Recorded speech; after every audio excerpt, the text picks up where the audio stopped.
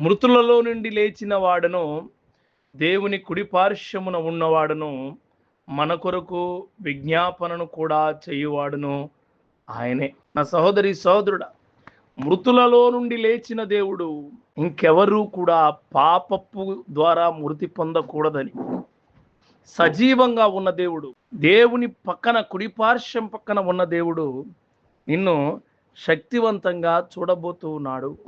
నా సహోదరి సహోదరుడా, మృతుల్లో నుండి ఆయన నీ కొరకు లేచాడు. ఆయన కుడి పార్శ్వన మన కొరకు కూర్చుని ఉన్నాడు. మన కొరకు ఆయన మన తరపున వాదించబోతూ ఉన్నాడు. ఒక విషయము నీకు తెలియాలి.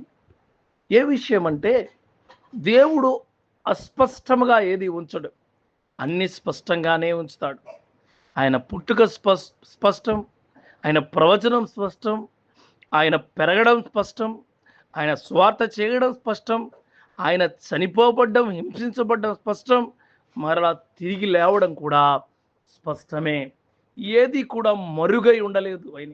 అందుకే మన కొరకు విజ్ఞాపన చేస్తూ ఉన్న దేవుడు ఆయనే. మన కొరకు మన తరఫున మాట్లాడుతూ ఉన్న దేవుడు ఆయనే. ఆయన కొరకు మనము నిలబడాలి. ప్రతిరోజు జీవితాల్లో ఎన్నోసార్లు పాపం అనే క్రియల్లోకి వెళ్ళిపోతూ మరలా తిరిగి లేపబడాలి.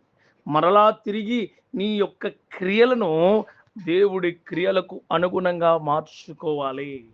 ఈ మాట నీకు గుర్తుంటుంది కదా.